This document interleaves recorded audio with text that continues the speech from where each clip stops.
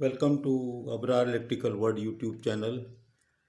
ये टॉपिक हमारा है जो 2-3 आप वीडियो देख चुके होंगे कि doubling effect in the power transformer, जिसकी वजह से इनरश करंट भी आता है हेवी। और वो मैंने आपको ग्राफ से भी और मैथमेटिकल इक्वेशन, मैथमेटिकल अप्रोच से भी आपको बताया कि वो पिछले लेक्चर में कि किस तरह जो है वो फ्लक्स जो है डबल हो जाता है जिस वक्त कि आप वोल्टेज ज़ीरो पे साइन वेव पे आप ऑन करते हैं। तो अब how to neutralize this effect, doubling effect के फ्लक्स मैक्सिमम ना हो, क्योंकि फ्लक्स मैक्सिमम ड्रॉ करने की कोशिश जैसे ही वो ट्रांसफार्मर या कोई भी इक्विपमेंट करता है उसी वक्त जो है ज़ाहिर है उसको कैसे फ्लक्स डेवलप होगा, तो वो ड्रॉ भी करता है करंट, जिसको कि हेवी करंट, जिसको कि हमने इंडक्स का भी नाम दिया ट्रांसफार्मर के केस में। तो उसको एलिमिनेट या कम करने के लिए ये तरीका है कि आप उसको ब्रेकर को या जो भी ट्रांसफार्मर है उसको स्विच ऑन जब करें जब वोल्टेज जो साइन वेव है वोल्टेज की वो 90 डिग्री पर हो वोल्टेज, यानी मैक्सिमम वोल्टेज पे आप उसको ऑन करें तो उस वक्त जो है फ्लक्स डबल नहीं होगा। वो मैंने 2 लेक्चर में बताया, लेकिन ये एक मैथमेटिकल प्रूफ जो है ये बड़ा आसान है। थोड़ा सा मैथ की तरफ आ जाए मैथ से डरे मत। आप देखें कि 2 बेसिक इक्वेशन पे मैं हमेशा चल रहा हूँ, या तो वो पावर इक्वेशन बयान करता हूँ या फिर ये फैराडे लॉ वाली ये छोटी सी इक्वेशन। अब ये किसने नहीं पढ़ी, ये इंटर में भी थी। E is equal to N D phi by D T और E is equal to E maximum sine omega T, और यहाँ पर मैंने अब लिखा हुआ है कास ओमेगा टी। ये फ़र्क कर दिया आपको, मैंने जो पहले आपको दिखाई है वो साइन ओमेगा टी। अब ये कास ओमेगा टी क्यों है कि पहले तो ये फ़र्क बताऊँ कि साइन और कास का फ़र्क है क्या। कुछ भी नहीं है। मैंने एक छोटी सी 3 मिनट की लेक्चर और भी लोड की है जिसमें मैंने सिर्फ ये बताया साइन और कास का फ़र्क क्या है। देखिए ये जो मेरी ब्लू वाली साइन वेव है, ये ज़ाहिर है यहाँ से अगर आप शुरू करें 0 पाई/2, ये ब्लू को देखें खाली ब्लू, तो ये देखें ये यहाँ पर आके साइकिल एक कंप्लीट हो गया और ये जो है साइकिल कंप्लीट हो गया और ये ब्लू वाली जो है साइन वेव हम कहते हैं। कॉस वेव किसको कहते हैं? कॉस वेव का देखें कुछ भी नहीं है। कॉस वेव क्या चीज़ है? कॉस क्या है? कॉस अगर 0 लें तो 1 होता है और कॉस अगर 90 लें तो वो 0 हो जाता है। कॉस 90 लें तो 0 हो जाता है और कॉस 0 लें तो 1 हो जाता है कॉस वेव में। और साइन वेव में साइन 0 0 होता है और साइन 90 1 होता है। तो ज़रा सा फ़र्क है। तो देखो अगर ये ब्लू वाली लाइन का जो है वर्टिकल लाइन, इसको मैं यहाँ ड्रा कर दूँ जो लाल वाला है। आप ब्लू कर्व को देखें, अभी लाल कर्व को ना देखें, वो फ्लक्स का है। ये जो वोल्टेज का कर्व है ये वाला वोल्टेज वाला, आप इसको ही देखें कि अगर ये वाले कर्व है इसको मैं यहाँ से पढ़ना शुरू कर दूँ यहाँ के बजाय, तो ये देखें ये जो है यहाँ पर पाई/2 था, उसको मैं पढ़ूँ अब 0। अब जब मैं 0 पढ़ूँ तो cos 0 कितना होता है 1, यानी कि मैक्सिमम। तो अगर मैं यहाँ से इस ब्लू वाले को पढ़ना शुरू करूँ, ये मैंने जो लाल लाइन लगाई हुई है, कर्व पढ़ूँ मैं ब्लू, या ख्याल करें रेड को, कर्व को ना देखे समझे रेड है ही नहीं, रेड नहीं है।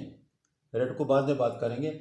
सिर्फ रेड लाइन जो है मैंने आगे कर दी, यही लाइन को आगे कर दिया और इसको मैं कह रहा हूँ देखो यहाँ से पढ़ो तो यहाँ पर क्या है, वैल्यू कितनी है, मैक्सिमम है। और यहाँ पे एंगल कितना है पुराने हिसाब से पाई/2। लेकिन अब जो लाइन आगे कर दी 0 को यहाँ ले आया और कर्व को वहीं छोड़ा, तो देखें कर्व जो था ये 0 पे मैक्सिमम हो गया। तो अब ये अगर यहाँ से नापोगे इसी कर्व को तो ये कॉस वेव का या कोसाइन का कर्व कहलाएगा। कुछ फ़र्क नहीं है साइन और कॉस में, सिर्फ आप 90 डिग्री आगे पीछे करें। और वैसे भी आपको पता है कि अगर आप देखें जब आपने पढ़ी हुई है बेसिक ट्रिग्नोमेट्री याद आ जाएगी, sine 90 plus theta is equal to cos theta. ये देखो तो साइन 90 प्लस थीटा यही तो है, 0 प्लस 90 यहाँ पे ले आए तो कॉस थीटा बन जाता है। तो देखो छोटी छोटी चीज़ें जो ट्रिग्नोमेट्री की है इनसे डरो मत, इनको याद रख लो, रिवाइज कर लो तो आपको बहुत आसान हो जाएगा। क्योंकि यार ग्राफ से समझना बड़ा मुश्किल हो जाता है, इसको देख के तो एकदम डर लग जाता है मुझको खुद भी। लेकिन अगर ये 2 इक्वेशन को देखो क्या मुश्किल है इसमें, ट्रिग्नोमेट्री कौन सी मुसीबत है। तो साइन और कॉस वेव का ये फ़र्क समझ लें आप कि यार साइन और कॉस वेव कुछ भी नहीं है। जो कॉस वेव है वो अगर साइन वेव को 90 डिग्री प्लस करके पढ़ना शुरू कर दो तो वो कॉस वेव हो जाती है, यानी कि 90 डिग्री आगे करो, 90 डिग्री को 0 समझो तो cos 0 1 हुआ तो पीक आ गया, देखिए ब्लू लाइन। अब ब्लू लाइन आ गया। अब मैंने ये जो क्या किया कि मैंने ये ब्लू लाइन का ये आगे कर दिया। अब मैं कह रहा हूँ यार ये E is equal to cos omega t मेरी इक्वेशन हो गई। कौन सी इक्वेशन? वही इक्वेशन जो साइन ओमेगा टी होती थी, यहाँ से शुरू करें वही इक्वेशन जब 90 डिग्री आगे से पढ़ना शुरू करें तो वो कहते हैं कॉस ओमेगा टी हो गई, कॉस थीटा हो गई, omega t is equal to theta. अब फिर वही कुछ भी नहीं, दोनों को मैंने बराबर कर दिया, बराबर करके इंटीग्रेट कर दिया, इंटीग्रेट किया तो ये फाई हो गया, और यहाँ पर ये डी टी की जगह यहाँ पर ये ओमेगा जो था इससे डिवाइड करना पड़ता है, ये डिवाइड कर दिया, कॉस ओमेगा टी का साइन ओमेगा टू हो गया, और प्लस सी कांस्टेंट ज़रूर लगाते हैं जब साइन ऑफ इंटीग्रेशन कहते हैं, कांस्टेंट ऑफ इंटीग्रेशन होता है। अब अगर सी की वैल्यू मैं निकालूँ t is equal to zero पे, तो phi zero, t is equal to zero, phi zero voltage की। अब ये यहाँ से फाई, क्योंकि ये साइन में आ गया ना यहाँ तो मामला, तो अब देखें ये phi zero, C is equal to zero, तो फाई मैक्सिमम कितना हो गया, फाई मैक्सिमम बराबर हो गया E maximum divided by W N omega N sine omega T. और अगर अब इसमें T is equal to pi by T रखो तो phi is equal to phi maximum आ रहा है। आप देखें इसमें डबल नहीं हो रहा है, क्योंकि जब साइन आगे बढ़ो, अब टी को पाई रखो तो देखो फाई ज़ीरो हो जाता है फिर से। तो जो ये लाइल वाला जो कर्व बना हुआ है ये फ्लक्स का बना है, कब, जबकि मैंने इसको 90 डिग्री धक्का दे के उधर कर दिया, 90 प्लस थीटा कर दिया। मैंने कहा नहीं यार, मैक्सिमम पे चलो, मैक्सिमम पे स्विच ऑन करो। जब मैक्सिमम पे स्विच ऑन कर रहे हैं और यहाँ से कर्व को पढ़ रहे हैं साइन वेव ब्लू वाले को, फिर रिपीट कर रहा हूँ, अब ये साइन वेव नहीं रहा, ये कॉस वेव हो गया, क्योंकि साइन 90 प्लस थीटा जैसे ही किया, धक्का दिया ना 90 डिग्री, तो 90 ज़ीरो प्लस 90, तो साइन थीटा प्लस 90, तो क्या हुआ, वो तो कॉस हो जाता है, साइन 90 प्लस थीटा कॉस हो गया।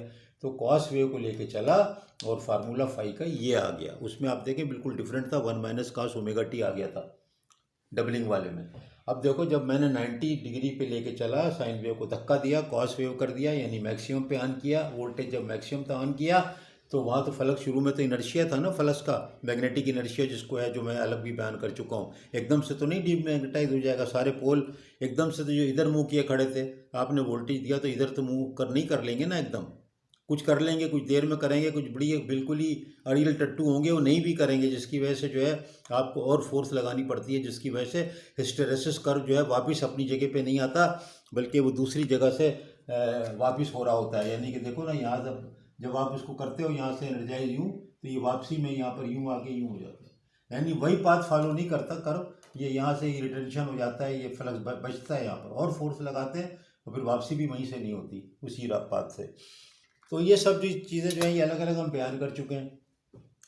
तो यहाँ पर सिर्फ ये समझ लें कि अगर आपको नेट टेक अवे क्या है, टेक अवे ये है कि अगर आपको इनरश करंट कम करना है तो फ्लक्स को कम करना है, फ्लक्स की मैक्सिमम वैल्यू जो है वो ना आए, वो डबल ना हो, तो डबल ना होने के लिए क्या करना पड़ेगा, 90 डिग्री पे अगर आप ईएमएफ को ऑन करोगे तो उस वक़्त आपका फ्लक्स जो है डबल नहीं होगा बल्कि मैक्सिमम रहेगा। वही हमारी रिक्वायरमेंट थी।